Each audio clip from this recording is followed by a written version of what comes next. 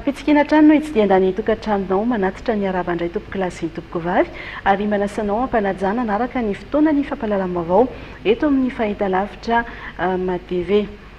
Tonga nitsidika ireo traboina atao amin'ny distrika ny Mampikio ny androany ny vadiny filoham-pirenena Miala Rajoelina sady filohan'ny fikambanana FITI niaraka tamin'ny misolitena maharitry ny UNICEF sy ny OMS eto Madagasikara. Anakahery sy nitondra fanampiana ho an'ireo traboina izy ireo andindiny avetrady. Tsy mety ny foko, tsy mandry ny saiko raha tsy nidy ny fotony jery ny zava-mitranga, mahazo ny praitandrazana amiko, soatoavina malagasy ny firaisan-kiny. Tena ampisidinana ny abakabaky ny mampikoa ny tenako, dia nilaza fa raha nanana fahefanana bagety mazika aho, dia nisotraniko ny marariny reto praitandrazana amiko. Izany no nambaran'ny vadiny filoham-pirenena Miala Rajoelina sady filohan'ny fikambanana FITI nandritra ny fitsidiany ireo praitandrazana aminy tao amin'ny distrika ny Mampikoa ny androany. Nitondra fanampiana, sakafo ilaina andavanandro, akanjo, bodofotsy, vitamine ho an'ireo zaza miisa 700, sakafo mafana ho an'ny olona 500, ao anatin'ny 10 andro ho an'ireo mipetraka amin'ny sita, na toerana natokana ho an'ireo traboina, ny vadiny filoham-pirenena. Tsy adino ny vadiny filoha ihany koa ny nankahery ireo praitandrazana aminy. Teo zany misy ny triage sady nanao PECN, nanao test RDD dia atonay zany zany manao prise en charge le olona avy amin'ny triage. Dia manao prise en charge zay manao consultation dia eto maka le fanafody eto amin'ity filoharavoany ity dia zahanay omena zay misy, izay tsy misy zany tsy maintsy hoe alefa any amin'ny pharmacie le olona ho azy tsy misy dia ao ambadika indray no manao soin.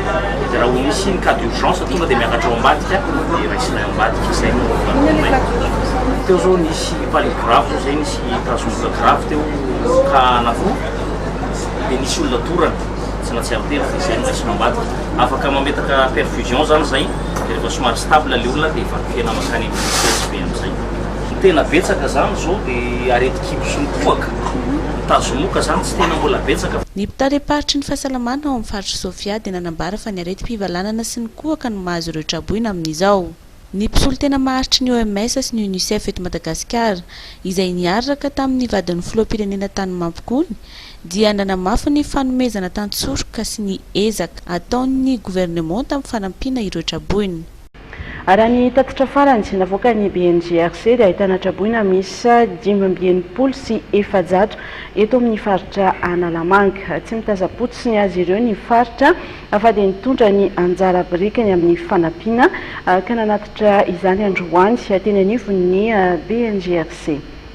Tonga nanolotra ny anjara biriko famonjeny ireo piraitan-drazana ny aram-boina vokatry ny oran'ny kija nanomboka ny 17 janoary ny avy amin'ny faritra Analamanga. Fanampiana ara-tsakafo ahitana vary sy voamaina no nentin'ny délégation avy amin'ny faritra Analamanga notarian'ny gouvernora Herra Somarmaka ary natolotra ny teo anivon'ny BNGRC ny atoandro teo. Mirahina ny malagasy dia mba mitondra ny anjara biriky ny région Analamanga miaraka amin'ny mpiara-miasa rehefa mitondra vary 5 tonnes dia voamaina 2 tonnes izay amena-pitiavana. Mizara tiako marihana kely amin'le fanomezana ohatr'izay tsy mandrara mihitsy ny fitondram-panjakana hoe aza manome fa zao rehefa tsy azonao kosa atao kosa maka volany amin'ny olona dia angoninao satria efa be tabe ny zavatra nitranga teto Madagasikara manao téléthon any am-paosiny zalany zavatra maro isan-karazany mba elana an'izay rehefa ty amenao na terinao ty amin'ny BNGRC ka raha tonga ny mitsinjo moa anao nany amin'izay misy afaka terinao mivadana any fa ny maka ny zavatra any amin'ny olona ny tsy azo atao mba elana ny fakapanahy. Zay zany natonga ny fanjakana fa diso le filazana fa hoe tsy avela amin'ny fanjakana manampy ny olon-tsotra na manana folo anao manana 10 na manana ataoko hoe vary ray kilao ary atero aty fa raisina anoty zany dia misy mifanaramaso an'izany. Marina fa ny faritra Analamanga dia ao anatin'ireo faritra 7 ahitana traboina vokatry ny fiakaran'ny rano sy ny fiotosahan'ny tandy no ny orana ny kija tao anatin'ny andro maromaro. Raha ny tatitra avy amin'ny BNGRC dia mahatratra 580 sy 700 ny traboina eto Analamanga amin'izao fotoan'izao. Miara-misala amin'ny famonjeny ireo ny aram-boina vokatry ny oran'ny kija nandritry ny andro maromaro teto amintsika ihany koa ny tafika malagasy nisy ary ny hetsika izay nitotosain'izy ireo nanomboka ny herinandro lasa teo. Volana voavy Setsiry Rakotazo. ny tafika malagasy dia mandray anjara amin'ny famonjeny ireo mpiray tanindrazana ny aram-boina vokatry ny orana ny kitsy atao anatin'ny andro maro tsy miraviravin-tanana ny tafika malagasy fa miditra an-tsehatra ary mandray anjara mivantana amin'ny famonjeny ireo vahoaka-draboiny nampiasaina avokoa ireo fitaovana teo ampelantanana toy ny angidy-by sy ny fiaramanidina sy ireo fitaovana samihafa toy ny zodiaka ary sambokely aingam-pandeha ny farany herinandro lasa teo dia toerana maro tany amin'ny faritry Iboeny sy Betsiboka no nanatanterahany tafika malagasy hetsika vonjena ho an'ny traboiny. Tao Mahajamba ohatra dia olona 750 no nivonjena ary nafindra toerana tamin'ny alalan'ny fampiasana angidim-by. Olona marefo antitra zaza mambehivavy no nitanterana tamin'ny alalan'ny vedette. Ankoatr'izay dia manampy amin'ny fitanteran'ireo fanampiana amin'ireo toerana sarodalana ihany koa ny tafika malagasy. Mirotsaka an-tsehatra koa ireo mpitsabo miaramila amin'izany fahasalaman'ireo mponina marefo vokatry ny voiny. Raha ny tatitra voaray dia mbola mijanona ny antoeran'izy ireo miandry ny fiatsarany ny toedrara.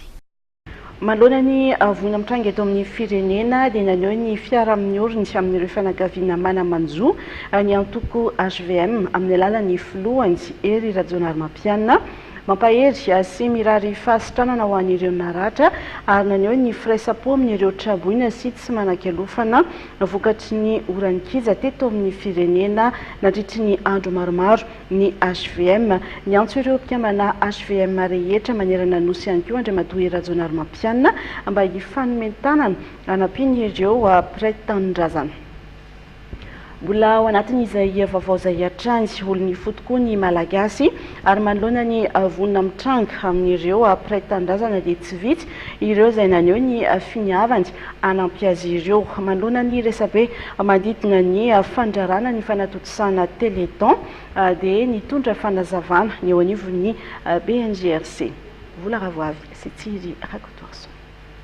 Tsy marina hoy ny Généraly Elako Olivier Andriakaja talepanatanteraka ny BNGRC fa sakanana tsy natanteraka fanampiana ny traboina ny olo-pirenena no marian'ny Généraly Elako Olivier Andriakaja fa ny fanangonam-bola ambara fa ho an'ny traboina ataona fikamanana samihafa no tsy azo atao mba hialana amin'ny fanodikodinana fanampiana. Malalaka kosa ny rehetra na fikambanana na olon-tsotra mitondra ny anjara birikiny ary manolotra izany amin'ny BNGRC. Laza ihany koa ny BNGRC fa hitantana ao anatin'ny mangarahary ireo fanampiana ho an'ny traboina. Araka ilay fanambarana nataon'ny ministeran'ny atany sy fizara-pahefana dia tsy maintsy soroina ny mety fanararaotana ataon'ny sasany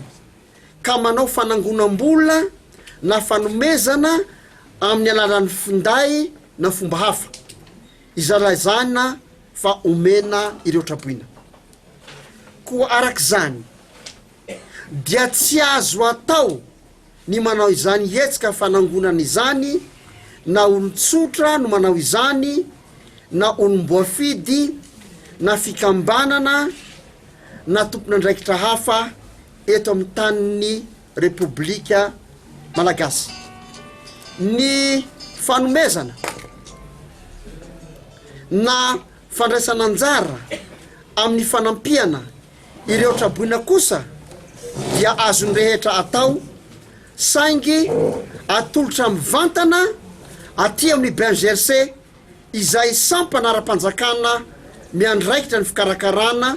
sy fanampiana ny traboina manerana ny nosy ary efa manana rafitra sy fomba fiasa ilaina amin'izany. Laza ihany koa ny BNGRC fa ny sehatra iraisam-pirenena dia efa manome tanana ihany koa amin'ny famonjena ny traboina. Omaly dia nisy fivoriana teto amin'ny BNGRC. Ny ministry ny toekarena, ny ministry ny vola no nitarika an'izany fivoriana zany niaraka tamin'ireo lehibe ny ataontsika hoe mpiara-lomby nataka tamintsika tao ny Banque mondiale tao zareo amin'ny système des Nations Unies rehetrarehetra nijery satria nanambara ry zareo fa vonina nampy ary eto dia tiako ny milaza tsy le point focaux reo système des Nations Unies reo ny tonga teto fa tena le lehibe le décideur mihitsy zany ny tonga teto amin'ny BNGRC nanome ny hevitra manokana ry zareo fa vona hanampy an'i Madagasikara ary tena efa niporofony zany na am'ireo zavatra voalazako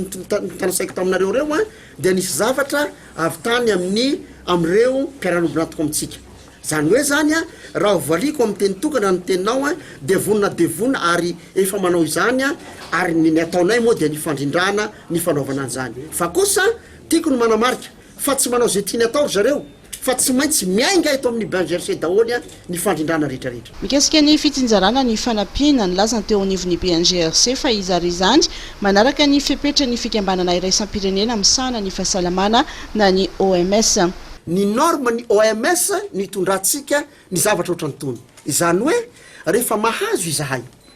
ohatra eto ny asiko fanazavana kely a ohatra hoe voasoratra hoe ohatra fotsiny ty raisiko ty ny olona traboina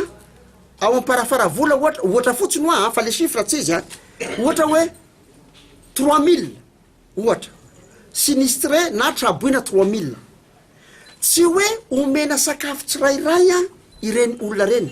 efa misy kajy tsy zahay eto amin'ny BNGRC tompoko namorona an'le izy fa efa norme internationale ahoana ka e zay olona traboina 3 arivo zay a mety misy fianakaviana firy na ilay tsika hoe ménage firy a izay de iny a no anaovana hitondrana n'lay araka an'le calcul atao ry zareo ao amin'ny direction ny opération sy ny ao amin'ny direction cerveau no manao an'le calcul de mamoaka azy a dia ny atao amin'ny patrimoine sy ny finance andray a mandefa sy amin'ny logistique hoe araka ny kady zay natao a dia lay olona 3 arivo taria am'le teneniteneniko teo de namoaka tokatrano ohatran'izao de iny le isan'le tokatrano iny a efa misy calcul koa aleo fantatritsika tsara zay raha olona ao anatin'ny anatin'ny folo andro e de tokony a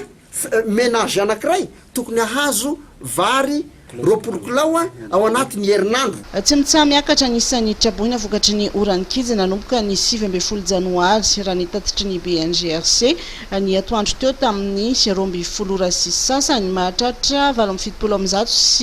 5 sy 4 alina sy ray hetsy nisan'ny traboina olona 10 tsy hita 2 namony aindy ary trano 3 sy 5 no rava raha ny tatitra atrandy Sofia Boeny sy Betsiboka no faritra tena vomafy izay misy traboina mihoatra ny 3 alina isa avy azay no makasika an'iny fa indray-bava kosa eo amin'ny lafiny politika tosa omaly sy ny famindrandra teo amin'ny ben'ny tanàna Vonjimaika sy ny ben'ny tanàna Voafidy teo amin'ny commune Ambanivohitra Vilihazo district Navaradrano fotoana nanambaran'ny ben'ny tanàna vaovao ny asa tena maika izay miandry ny commune fanampanazavana avy hatraty Lara-pamiana zany a dia maro tokoa raha eto amin'ny commune Vilihazo no resahana manokana ary ireo izay mety hoe maha-commune mihitsy tahaka ny atao hoe fandriampahalemana, ny fahasalamana, ny fanabeazana, eo ihany koa ny atao hoe fiainan'ny mponina andavanandro, ireo atao hoe fiarikarenan'ny mponina ety aminay. Tena anisan'ny lara-pahamiana ireo kanefa mialoha an'izay rehetra izay dia ny lalana tompoko eto amin'ny commune Vilihazo izay lalana izay atao hoe fototry ny fampandrosoana satria raha mikombona amin'ny toerana iray ny tanàna dia lasa tsy misy atao hoe fifaneraserana, tsy misy ihany koa ny fifangaroana na dia atao amin'ireo commune rahavavy manodidina indrindra ny eo an-drenivohitra ka dia lara-pahamehana ny lara-pahamehana zany ny lalana makety amin'ny commune Vilihazo. Tsy dia lavitra ny renivohitra ny commune Vilihazo kanefany dia vao 3 andro izay dia tsy afaka mihitsy, tsy afaka nidirana tetỳ fa ny anio moa zany tsy tsika ny orana dia mba afaka tonga soma tsara teto amin'ny commune Vilihazo ka dia mba mangataka tompoko ny fiarah-miasa amin'ny mpitondra fanjakana izay manana ny fahefana rehetra tompona andraikitra rehetra ambony mba hijery manokana amin'izao fotoana izao ny lalana maketo amin'ny commune Vilihazo satria tsy misy na dia dokotera izay eto aminay mpitsabo na dia iray azy, tsy misy gendarme, nisy fandriampahalemana dia andro aman'alina ny dahalo miakatra tanàna any anaty pety koa ny olona no matory izany rehetrarehetra izany nefa rehefa tsisy koa ny lalana dia vao maika mana mafy ireo atao hoe fahavoazana na atao hoe tsy fahavoazana izany fa atao hoe tsy fisiana maro zavatra maro samihafa fa tsy fahatanterahana zavatra eto amin'ny commune izany ka dia mba manentana tompoko ny lara-pahamehana izany satria maro ny maika fa ny tena maika dia ny lalana izany amin'izao ahora sy fotoana izao. Anampahafantarana androany teny amin'ny Carleton Nosy nandritry ny fanamariana ny andro maneran-tany ho an'ny faditseranana ny paikady ny faditseranana malagasy ho an'ny taona 2024 hatramin'ny taona 2024 lanonana izay ny fanindrian-dalana ihany koa tamin'ny fanamariana ny fahazato taona ny siny ny faditseranana malagasy. Claude Rassulson, Simami Rasoanevo. Lanonana rososina no nentin'ny faditseranana nanamariana ny andro maneran-tany ho an'ny faditseranana androany. Eo ny fanokafana ny fanamariana ny faharoanjato taona ny siny ny faditseranana, fa eo ihany koa ny fampahafantarana ny paikady hatramin'ny taona 2024 mba azahoana votra tsara kokoa. Ny ministry ny toe-karena sy ny fitantanam-bola dia nanoritsoritra ny mahazava-dehibe ny anjara biriky hoentin'ny faditseranana eo amin'ny vola miditra amin'ny fanjakana. Nisan'ireo mpitondra ny anjara birikiny tokoa eo amin'ny fampiarana ny tetikady ara-toe-karena ho an'ny fanandatana ny toe-karena Madagasikara, le initiative émergence Madagasikara na plan émergence Madagasikara izany ko dia iriariantsika ny asa vita. Manana paikady vaovao ny faditseranana malagasy izay mifanitsy amin'ny tanjo ny fampandrosoana maharitra. Mitetina eo amin'ny 30 tapitrisa dollara eo ny tedi-bola ilaina amin'ny fampiarana ny paikady ho an'ny taona 2024 hatramin'ny 2024. Paikady izay nampahafantarana tamin'ny fomba ofisialy androany teny amin'ny Carleton. Manana tanjona ambony ny ladoany malagasy raha ny fanamariana nentin'ny télé générale ny faditseranana. Raha ny mamoaka entana zao dia roa andro sy tapany ihany dia amin'izao zany anatin'ity plantiny eritreretiny hoe adiny 3 ny amoahana entana anaovana douane ny fikarakarana ny famoahana entana.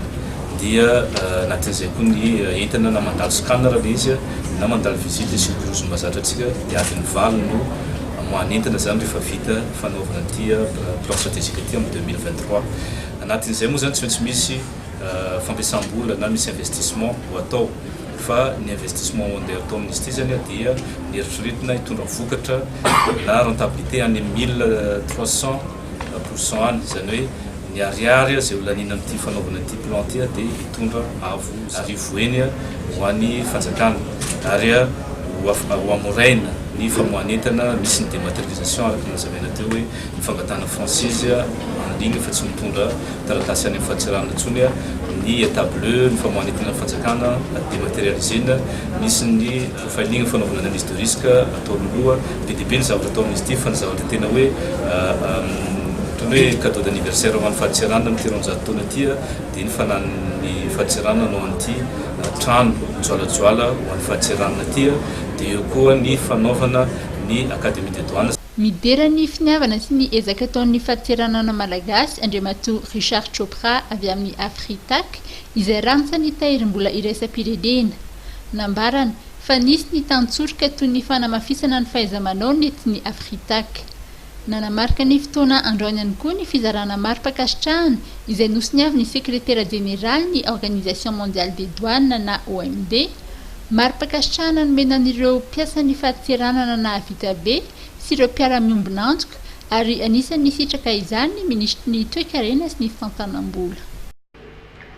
Manana anjara toerana lehibe anatin'ny fibanjinana ny hoavy ny ady amin'ny kolikoly ataon'ny faditseranana malagasy. Zava-dehibe izany raha ny fanamariana izay noentin'ny télé générale ny Bianco laza andriany rina sy ny teny ihany koa moa ny ditim-panjakana manitsy ara-drafitra ny birao malio tena misahana ny ady amin'ny kolikoly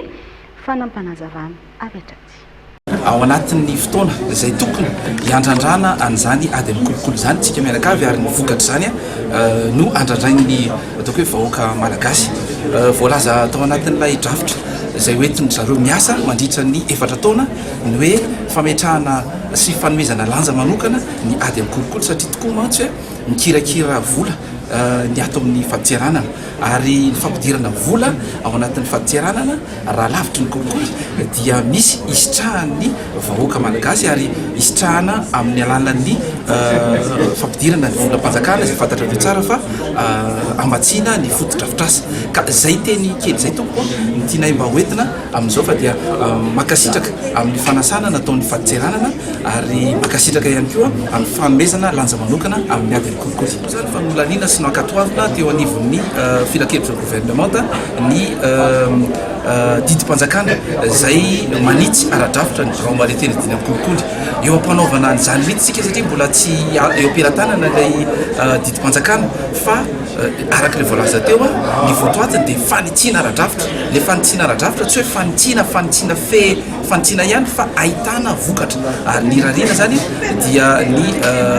mpiaramiasa dia mpiaramiasa ahitana vokatra ary ny fiarahana miasa sy ny fomba fiasa dia fomba fiasa vaovao no apetraka satria irona tsikelikely any amin'ny fampandraisana anjarany daolo be mihitsysika amin'ilay hoe mode opératoire ferfer zany hoe tsy any braomaleteny dina amin'ny kolikoly ihany tompoko ny ady amin'ny kolikoly fa tena horaisina ny mpiara-miombonantoka rehetra na avy eto toerany zany na avy any ivelany ary ifanomitana antsika rehetrarehetra na eo amin'ny lafiny fanadiadiny zany na eo amin'ny lafiny fisoroana na eo amin'ny lafiny fanabeazana. Marilafy ireo endrika kolikoly misy hita eny anivon'ny fiarahamonina endy raha ny tatitra navoaka ny vondrona mpanadiady misahana ny ady amin'ny kolikoly na ny Transparency International moa dia ny emotra ny laharana misy ny Madagasikara manozana indrindra dia samy manana ny ambarany rehetra arak'izao fanangonakevitra izay nataony Narindra Rahermanana sy Mamy Rasamuel azo.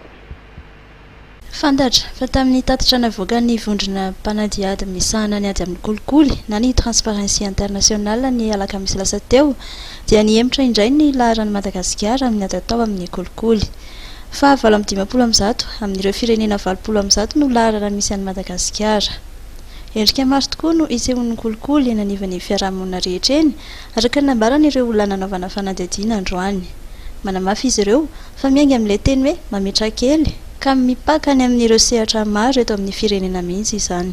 Nomboka ny fidonana fohy be ilay izy aty amin'ny vahoaka aty amin'ny majinika ny faran'ilay izy aty amintsika ara misy kolikoly fa meo ambony eny tsisy dia normal zany raha ohatsy midina zany le ady amin'ny kolikoly raha ny anay zao raha party any akoronanao zao dia maro misy ny kolikoly satria nahoana hoe zazakely tsisy dikanareo dia mandeha ny kolikoly ao dia ohatsy koa reto mpivarotra reny mpivarotra majinika reny koa zao hiarana zay koa reo mpivarotra satria nitsinja azy le dia miankana amintsika tsirairay avy le izy satria avy amintsika le tsika vahoaka malagasy koa no mahatonga an'io satria mifaraka any antsika efa ambany dia vola lasa le kolikoly zany mandeha be satria raha hitady asa zao na misy olona fantatra na tsisy olona fantatra zao dia tsy maintsy manome kely io le fitenena mialatsiny hoe mamezakely zay anao vao tafidy sao ianao izy ampiasam-panjakana zao dia tsy maintsy zay koa mandeha zafa ny emotra be marina ny laharantsika angamba raha tsy diso larana faharoa no fahatelo any farany misy atsika io vokatry ny tsy faiza mitantany tontolo satria zava tokony hampianatra indray no lasa tokon'ilay izy dia any ka ohatra ray zao hiditra brao anankiray zao anamboatra karapanondro fotsiny tsy maka ohatra akaiky ora raha miditra zareo amin'ny valo amin'ny sivy izy dia rafo dia entin'le famaizana le olona zay mikarakara karapanondro avy eo dia tsy maintsy zany satria vokatra le ora fohy dia mandeha le tsolotra kely zany ohatra ray tena zavatra misy zany manao karapanondro fotsiny zay reny zavatra reny zany tokony foana amin'ny fanjakana aingana satria lera normal raha miditra ianao amin'ny valo dia mirava amin'ny efatra tokony hita ao anaty brofona. Mametraka olana lehibe eto amin'ny firenena ny resaka kolikoly satria tsy mitondra fampandrosoana ny firenena izany na dia efa maro azy ireo asa ataon'ny fikambanana maro araka izany ireo ezaka tokony atao manoloana ny ady atao amin'ny kolikoly izay miainga amin'ny olona tsirairay ny fanatanterahana izany. Efa nanomboka tamin'ny 12 ny volana janoary lasa teo ny fandraisan'ireo antota taratasy fangatahana asa hitazonana andraikitra ambony eto amin'ny firenena raha ny fantatra dia efa manodidina ny 550 sy 770 ireo CV izay voaray tamin'izany ny andindiny avetrady. Teo anelanelany 12 hatramin'ny 14 janoary 2020 CV miisa 550 sy 770 no voaray tamin'ny fandraisana antota taratasy ho an'ireo manampahaizana malagasy eto an-toerana sy any ivelany maniry sana andraikitra ambony eto amin'ny firenena na hosolontenan'i Madagasikara amin'ny sehatra iraisam-pirenena. Araka ny taritra nataon'ny telekabinetra ny fiadidinan'ny Repoblika dia avy eto Madagasikara, Canada, Europe, États-Unis ary Afrika ireo nanolotra CV ireo. amin'izy ireo dia misy ny maniry ho ministra tale général mpanolontsaina misy tamin'ireo nametraka CV ireo no efa voadina ary mety ho anatin'ireo ministra amin'ny fanendrena gouvernemanta manaraka eo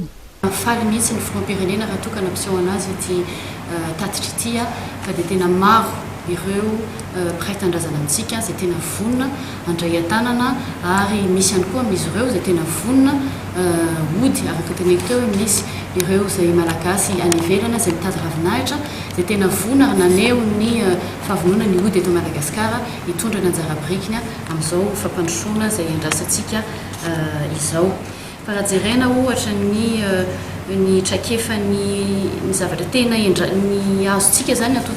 totanisa zay tena be mpangataka indrindra inona le profil de be mpangataka indrindra dia ny postena directeur zay miisa eo amin'ny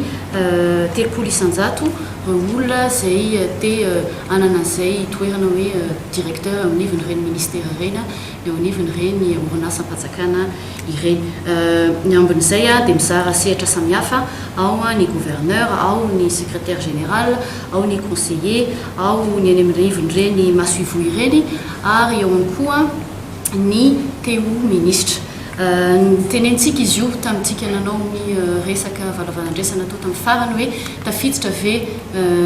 ny candidature ny ireo zay teo ministra anampy any filoam-pirenena amin'izao fantatsika moa fa ao anatin'ny remaniement tanteratsika amin'izao fotoan'izao zay fantatsika afaka andro vitsivitsy dia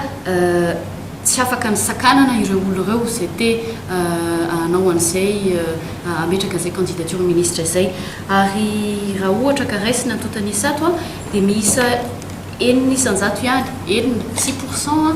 no amin'izay le hoe 7855 zay no ministra no candidat everiny zareo potentiel ho ministra amin'ny ao anatin'io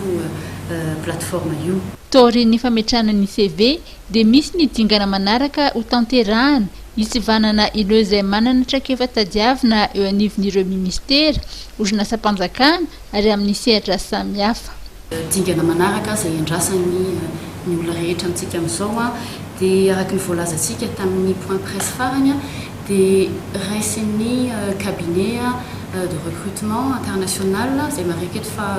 nationalité canadienne izy io miaraka amin'ny fanampiany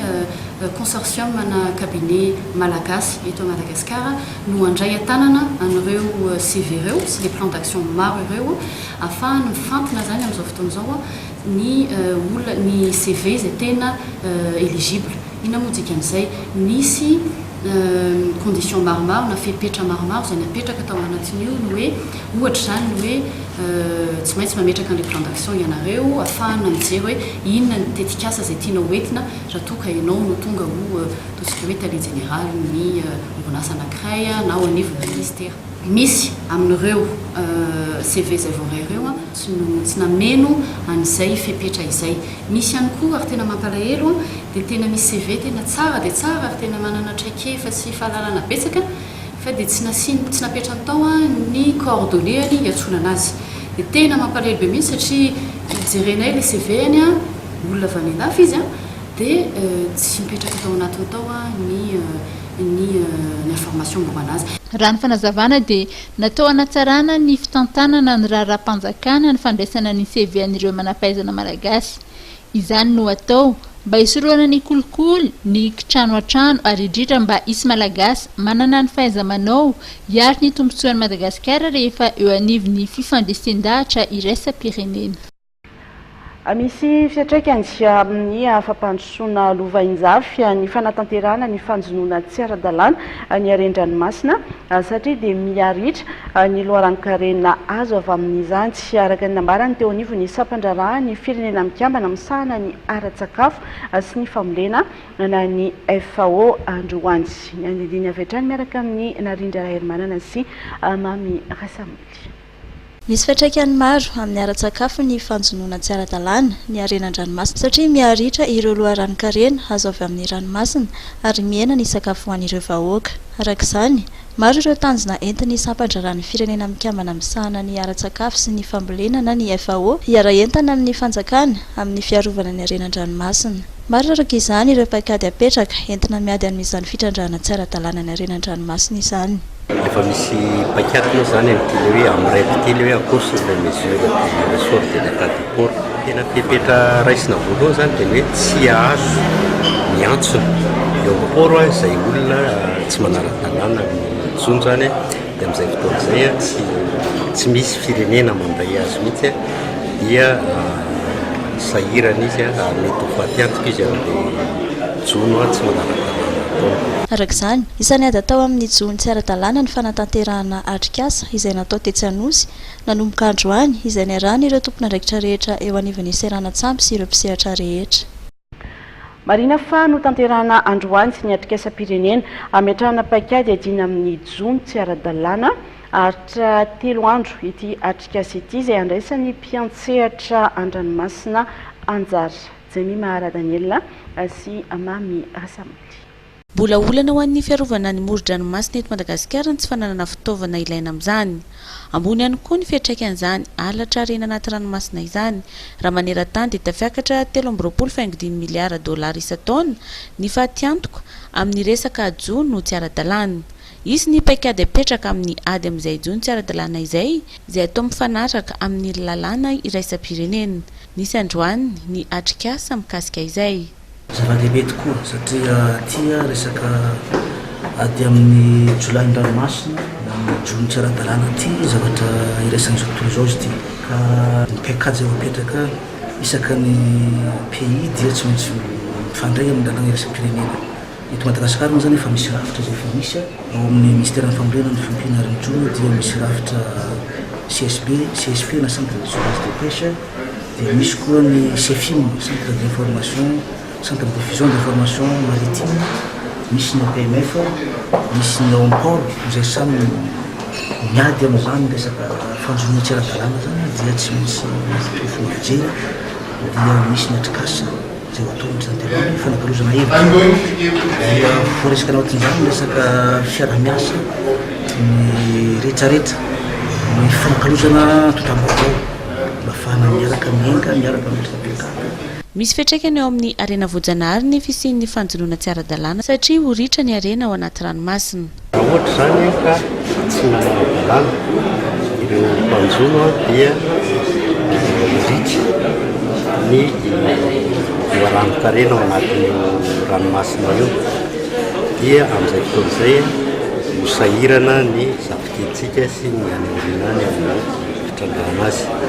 fa raha amin'izao fotoana izao zany dia eo aloha ny fahaverezan'ny arenatsika voalohany satria zany olona tsy manara-dalàna zany tsy mandohetra ary tsy mirara nahinana iny zany ary ohatrany hoe loharanon'ireo crime isan-karazany azy zany dia ny faharoa ny fiantraikany amin'ny ara-tsakafo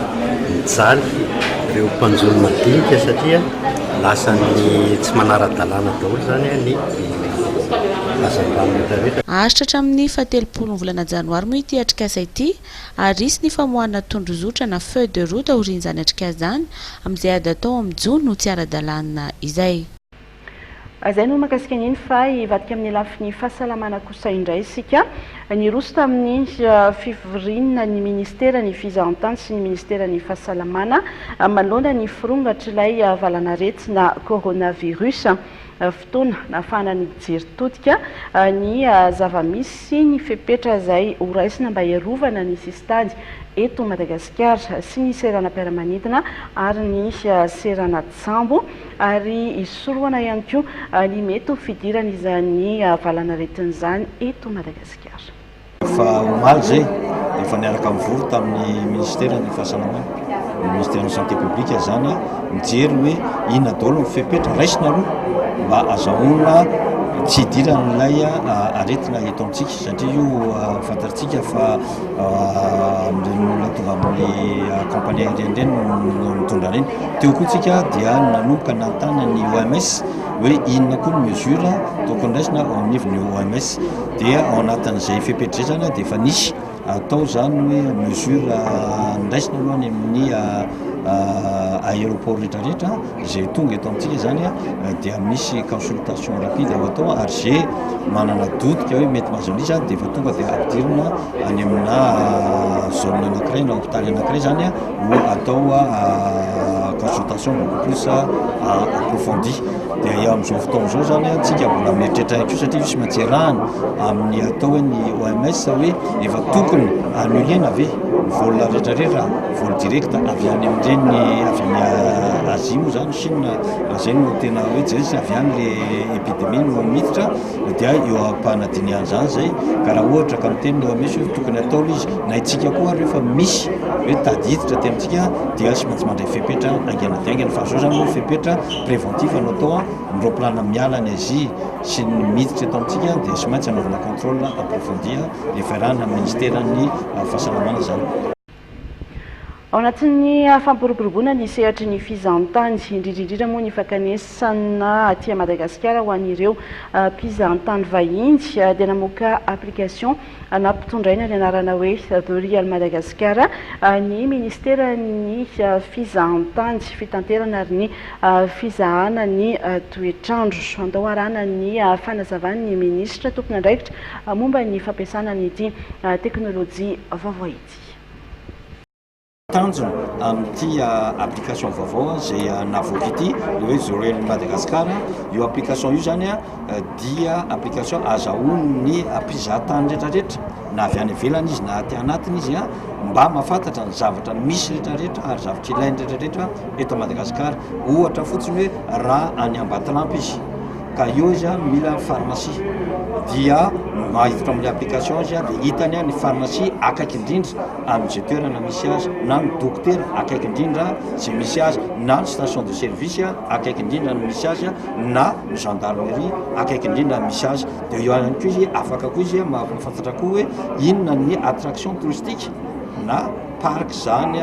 na centre de loisir zany rehefa attraction akaiky indrindra amin'izay toerana misy azy na ny restaurant zany na toerana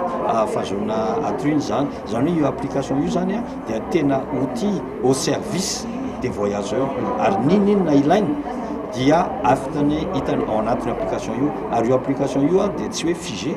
fa araka ilay nitenenina teo hoe azo atsaraina foana izy raha misy zany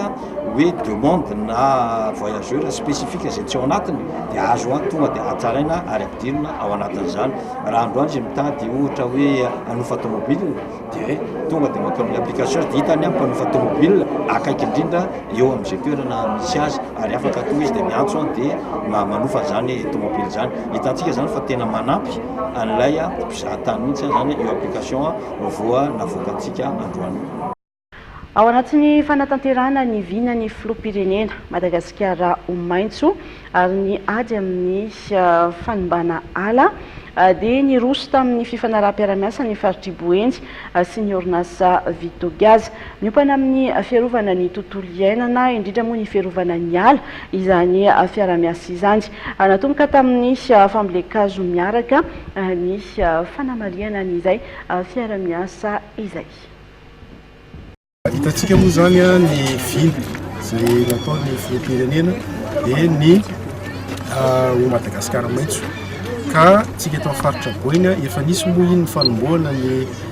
fambolekazo fobe zay nataontsika tamin'ny fahasivy-ambinifolo ny volana janoary teo dia ankehitriny tonga eto indray tsika zany atao anatin'ny faritra Boeny miaraka amin'ny direction interrégionale ny environnement sy développement durable ary ny Vitogaz miaraka manatotosana zay vina zay napetraka ny filoham-pirenena zay ary ho antsika eto amin'ny faritra Boeny moa misy ny orinasa Vitogaz zay miara-miasa akaiky amin'ny fitondram-panjakana ity toerana eo amin'ny fiarovana ny tontolo iainana ary zao hetsika natao fambolekazo io zany dia tafiditra indrindra ao anatin'izay fanatsarana ny tontolo iainana izay ary indrindrandrindra koa ny mba ho fampianarana sy fitarihana ihany koa nyrehetrarehetra ikajy ny tontolo misy aty amintsika ety amin'ny faritra boeny ary andray anjara tanteraka eo amin'izay fiarovana ny tontolo iainana zay fa tsy ny fanimbana ary rahantsika mahafantatra koa zany ny orinasa Vitogazy dia miara-miasa akaiky amin'ny faritra boeny eo amin'ny fiadivana amin'ny fampiasana ny charbon. Ny fampiasana ny charbon moa rahantsika mahita be dia be ny voka-dratsy izay ateraky izany ka mitady ny faritra boeny hoe ahoana ny fomba hialana amin'izay voka-dratsy ateraky ny fampiasana charbon izay dia ny hita zany dia ny fampiasana ny gaz ary eto amin'ny faritra boeny irery ihany aloha amin'izao no misy an'le gaz atao tsinjarana izay hoezahana ho aparitaka zany ary ho atsaraina bebe kokoa fametrahana an'izay fampiasana gaz mandeha amin'ny tsinjarana zay. Azay no makasika an'iny fa indray mbava kosa eo amin'ny lafiny fampianarana sy fanabeazana. Maro ireo ankizy atao hoe autista eny amin'ny nivon'ny fiarahamonina rehetra eny ka ho fanampiana ireo olona izay misehatra amin'ny fanabeazana azy ireny dia mikarakara hetsika ny eo anivon'ny autisme Madagasikara amin'ny volana febroary ho avy eo. Narindra Rahermanana sy Mamy Rasamoky. Hitana anivon'ny fiarahamonina tsirairay eny fa maro ireo ankizy manana ny toe-tena autisme. Araka ny fanazavan'ny tompona andraikitra eo amin'ny fikambanana iray izay misehatra amin'ny fanampiana ireny ankizy ireny dia toe-tena izy io ary arakaraka ny fandraisana tanana azy ireny no mampivoatra azy eny anivon'ny fiarahamonina. Autisme dia miseho amin'ny fikorontanana amin'ny toetra anankitelo. Fikorontanana voalohany amin'ny firesahana, izany hoe sarotra amin'ny olona no miresaka matetika izy mety hoe tsy miteny mihitsy matetika miteny fa sujet anankiray ihany no resahana. Misy fotoana koa izy mety hoe miseho amin'ny hoe manao feo fotsiny ny ataony fa tsy miteny izy. Dia fikorontanana faharoany dia fikorontanana amin'ny fiaraha-miaina amin'ny olona hafa zany hoe sarotra aminazy miditra sy mifandray amin'ny olona hafa. Fahatelo fikorontanana eo amin'ny fihetsika, izany hoe misy fihetsika ataony miverimberina ohatra mitehatehaka, maniditsidina, misaotisaoty, mety hoe mintsitsindrotra. Mba ho fanampiana ireo ray aman-dreny, ireo mpampianatra sy ireo olona mandray an-tanana azy ireny dia manatanteraka fanamafisana fahaiza-manao ny eo anivon'ny autisme Madagasikara. Autisme Madagasikara zany tsy hoe manome fahalalana ny sekoly sy ny mpanabe fa manamafy ny fahalalana izay efa ananany zareo. Izany hoe efa manana ny fahaiza-manao sy ny traikefa zareo amin'ny fampianarana fa ampiana kely na betsaka ampiany autisme Madagasikara hoe ahoana ny fandraisana zaza autista raha ohatra ka hoe misy zaza autista any amin'ny sekoly iasandry zareo.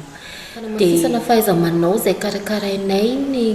15 febroary izao dia natokana ho an'ireo sekoly ataontsika hoe ordinaire, tsy sekoly hoe spécialisé hoe mandray zaza autista zany na hoe sekoly hoe mandray zaza manana fahasamihafana na fahasembanana fa tena sekoly ordinaire mihitsy izay mandray ny zaza rehetrarehetra. Dia zareo no ampiana fahalalana mahakasika an'izay hoe inona ny atao hoe autisme, ahoana no ahafantarana fa mety autista ilay zaza voaraina zareo amin'ny sekoly dia ahoana ny atao mba hampiarahana ny zaza io miaraka amin'ny zaza hafa ny sekoly, ahoana ny atao hanomezana ny zaza io fanabeazana sahazana azy. Araka izany, mbola misokatra ny fisoratana anarana amin'ireo sekoly izay andray anjara amin'izany izay ho tanterahana ny 15 febroary avy izao eny amin'ny foben'izy ireo eny Mahatongo Soavimasoandro. Eo amin'ny lafiny fanatanjahantena kosa indray nosokafana androany teny amin'ny Maininy Business Center teny Ivato ny fikonan-dom-pirenena natao hampandrosoana ny baolina kitra malagasy aritra 2 andro moa izany fikonan-dom-pirenena izany. Jacquino Rakotomana. Lanonana ny afaka sy mbola tsy fahita firy no entin'ny Fédération Malagasy ny taranja baolina kitra nanokatra ny fikonan-dom-pirenena ho entina hampandroso ny baolina kitra malagasy androany teny amin'ny Maininy Business Center Ivato. Taorian'ny fankakefitra tany amin'ny faritra rehetra manerana ny nosy nataon'ireo mpikambana ao amin'ny FMF sy ireo komity mpanatanteraka ny herinandro lasa teo dia tamin'ny alalan'ny ravaka raitra sy sio miavaka no nanokafany ity fikonan-dom-pirenena ity. nanokatra ny fandraisam-pitenenana tamin'izany ny ben'ny tanàna ny Vato Penjira Andrenarsoa. Ity tompony tanàna ity izay nilaza fa ny hetsika ara-politika hatrany no mampalaza ny tanàna iadijiny teo aloha. Amin'izao fotoan'izao kosa dia fifandiliana lehibe ho an'ny tanàna ny Vato no mandray ny hetsika ara-panatanjahantena goavana tahaka izao. Manarak'izay dia nanio ny fandraisam-pitenenana ny filohan'ny FMF Arzakarabekoto Raoul ity larana voalohany ny Fédération Malagasy ny taranja baolina kitra ity izay nanambara ny tokony famelana ireo rehetra tsy nitovy fijery teo amin'ny sehatry ny baolina kitra ka hiara entana ampandroso ity taranja ity. Nanamafy ny tenany fa tsy tokony hijanona ho lalao fotsiny ny baolina kitra fa atao ampiavana sy ampandroso ny firenena iray. Namarana ny fandraisam-pitenenana tamin'ity fanokafana ity ny ministra ny tanora sy ny fanatanjahantena Tsimika Roberto tamin'izany no niderany ny ezaka nataon'ny mpitantana ny FMF amin'izao fotoan'izao amin'ny fikarakarana ity fikonan-doam-pirenena ity. Ny ministra Pia ny fanatanjahantena malagasy izay nampanantena fa vonona anohana ny baolina kitra malagasy hatrany amin'ny fitondrana FOIB. Profin'izany hoy izy ny fananganana kianja 30 manerana ny faritra ny taona 2024. Mbola hotohizana any amin'ny distrikt izany fanamboaran'izany amin'ny ity taona 2024 ity. Eo ihany koa ny fananganana sekoly ny baolina kitra itiliny ireo taniketsa miaraka amin'ny mpanazatra nasionaly Nicolas Dupuis. Nampiavaka ity lanonam-panokafana ity ihany koa ny fampahafantarana ny tantaran'ny baolina kitra malagasy sy ny fametrahana ny tranoheva ny solitenan'ireo club sy sekoly ny baolina kitra misy eto Madagasikara. Teo ihany koa ny famelabelarana nataon'ny mpanazatra Nicolas Dupuis sy Rosina Randafierson tompondaka ny fibatana fonjamby ary filohan'ny FMF Arzakarabekoto Raoul amin'ny mety sosokevitra mpandrosoana ny fanatanjahantena malagasy amin'ny ankapobeny. Nitoy tamin'ny assamblée ho an'ireo loha hevitra valo diniena moa ity fikonan-doam-pirenena ity andro antolakandro sy rahampitso alarobia tontolo andro. Rahampitso tolakandro kosa no ivoan'ny fekevitra tapaky ny rehetra hoentina mampandroso ny baolina kitra malagasy. Regny vaovao mahakasika ny fanatanjahantena iny ihany koa no nentiko nanakatona tanteraka ny fotoana ny fampahalalam-baovao teto amin'ny fahitalavitra MATV tamin'ity alina ity mahakasitraka anao nanaraka izany hatramin'ny farany. Mametraka ny veloma mandrapitafa indray tompoko lasy tompoko va.